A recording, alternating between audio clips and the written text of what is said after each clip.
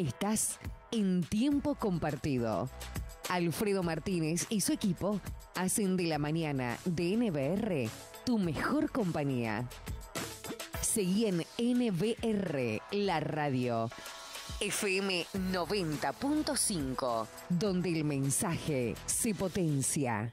Miriam Relián está en la cuenta regresiva junto a su equipo, ¿no? Bajo la dirección de Pablo Razuk, está para presentar el sábado 19 en el Teatro La Gloria, allí en Almagro, Yatay 890 de la Ciudad Autónoma, La Niña con la Marca en el Orillo. Me parece que está bueno conocer de la propuesta de La Niña. Hola Miriam, un gusto recibirte, ¿cómo estás? Hola, ¿qué tal? ¿Cómo les va? ¿Qué tal Navarro? ¿Cómo andan? Bien, un placer verte, escucharte, recibirte. Gracias. ¿Conoces Navarro? ¿Eh? ¿Conoces Navarro? No, vos sabés que no. Bueno, te esperamos Pero cuando bueno, gustes. capaz que en breve estaré por ahí. Bueno, te Ojalá. esperamos cuando gustes. Ahora metámonos de lleno en esto que se viene, contanos. Bueno, La Niña con la Marca en el Orillo es una obra de teatro que se da todos los sábados de abril a las 19 horas, como dijiste vos, en el Teatro La Gloria, acá en el barrio de Villa Crespo, en Capital Ah, Villa Federal. Crespo. Está Sí. pegadito al Almagro. Yo creo que, claro, por Muy la altura. pegadito ahí. Sí, no sé, está un poco en el límite de los dos Claro, barrios, claro, Villa está por la Crespo, altura. Almagro. Claro. Y a una cuadra de Corrientes, o sea que es muy fácil acceder al teatro. Y bueno, se trata de una obra autobiográfica, es la historia de mi niñez en la década de los 60, una época compleja y además de muchos cambios sociales y culturales, es el advenimiento de la música pop en la televisión, por ejemplo, es el advenimiento de la televisión argentina de forma popular en los hogares, porque en la década del 50 muy pocas familias tenían televisión, pero en la década del 60 el televisor llegó casi a todos los hogares. Y lo menciono muy especialmente porque en la obra aparecen algunas de esas programaciones que yo veía de niña y que a mí me transportaban a otro mundo. La obra es concretamente un diálogo entre la mujer adulta y su niña interior.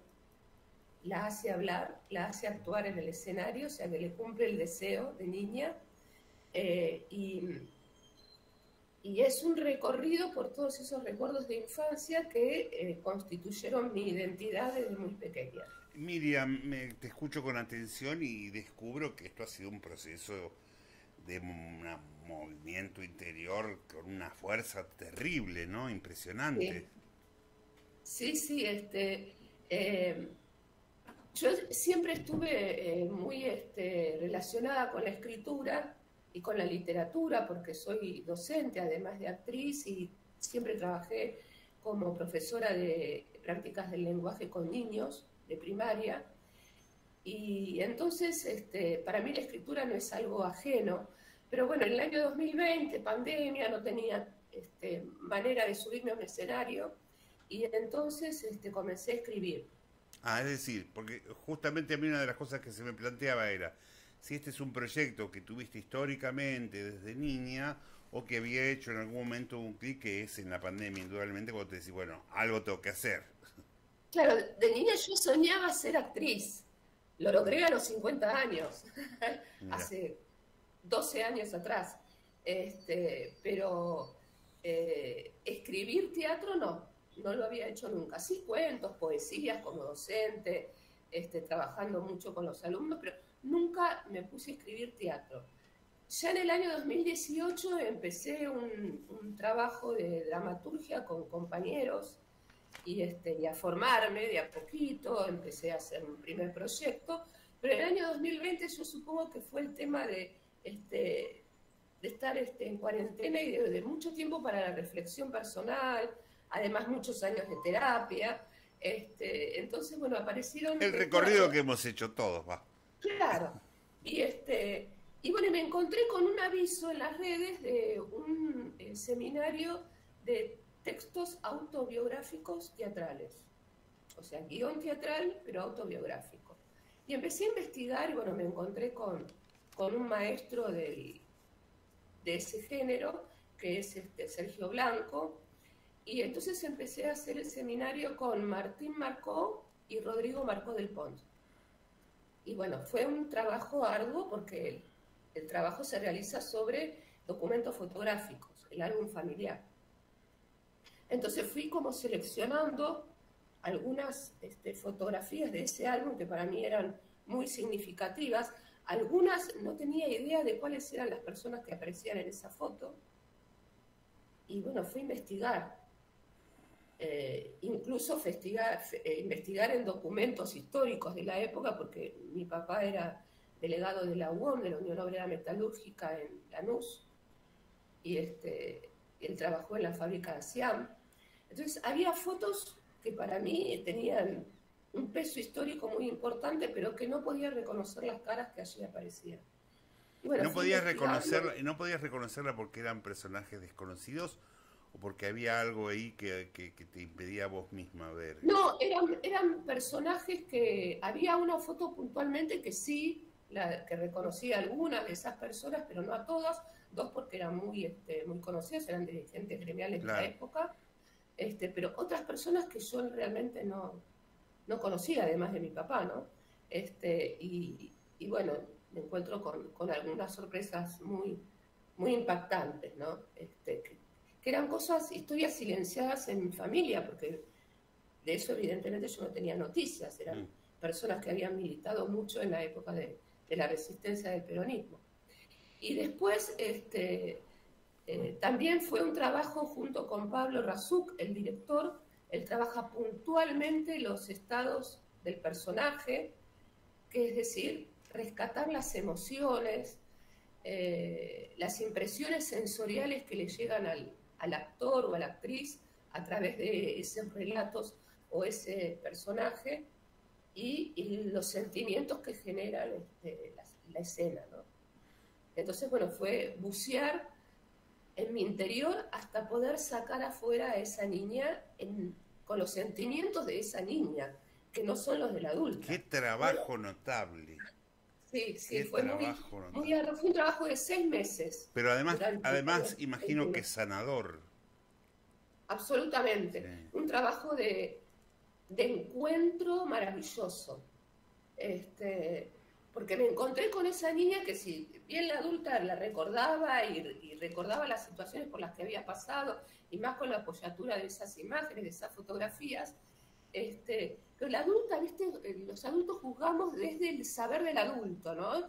Y desde la época actual. Y bueno, pero poderme encontrar con esa niñez, con esos padres de ese entonces, en esos contextos culturales, sociales, familiares, y comprenderlos, fundamentalmente eso, ¿no? Comprender a la niña y comprender a su entorno. Me parece que hay que subrayar que tu historia es la historia de todos en un punto y que seguramente viéndote nos vamos a ver reflejados en uno, en otro lugar, en una situación o en la otra. Y ese es el valor sustantivo que tiene este trabajo. Sí, los espectadores pasan por distintas emociones, se ríen, recuerdan fundamentalmente, pero no es un recuerdo nostálgico o melancólico, sino que es un recuerdo amoroso con el pasado y al mismo tiempo trayéndolo al presente para revalorizarlo. Yo digo que es un trabajo acerca de la identidad, es decir, por eso se llama la marca en el orillo, ¿no? O sea, esta niña tiene determinadas marcas de su pasado, pero esas marcas ya no duelen. Y las reconoce como propias y las abraza y las revaloriza. Viste que la expresión se le ve la marca en el orillo, sí. Es una expresión un poco descalificadora, ¿no? Sí. Como diciendo. Generalmente se habla de la marca en el orillo de alguien que uno quiere correr, desprecia. Sí, menosprecia. Menosprecia. Sí. Acá, en esta obra, bueno, empezamos a señalarlo de ese lugar y al mismo tiempo, a medida que va avanzando la obra, esa marca se revaloriza con toda su potencia, ¿no? Es decir, bueno, esta soy yo. Miriam, entonces, ¿cuál es la vigencia del tiempo en el que va a estar esta obra y cómo podemos ir a verla? Sí, vamos a estar todos los sábados a las 19 horas de abril y muy probablemente sigamos también en el mes de mayo. Ajá. Y bueno, las entradas las consiguen a través de Alternativa Teatral y también pueden buscar información en las redes. La obra tiene página en Instagram, en Facebook, así que es muy fácil. Ponen La Niña con la marca en el orillo y ahí aparecen las redes. La Niña con la marca en el orillo, una propuesta para que podamos disfrutar y vernos a nosotros mismos. Tal cual. Autobiográfica, autora, intérprete. Hay muchas facetas en todo esto que son destacables, así que no solo te acompañamos, te felicitamos y te deseamos lo mejor, sino que invitamos a todos a acercarse a esta propuesta que se da allí en el barrio de Villa Crespo, en la ciudad autónoma. Muchas gracias. Bueno, te mandamos un abrazo grande, gracias. Gracias, muchísimas gracias a ustedes. Chao, chao, hasta la próxima. Chao. Chao, adiós. Miriam Eva Rilian, ahí está, la posibilidad de disfrutar buen teatro en Buenos Aires los sábados a las 19 en Villa Crespo 928.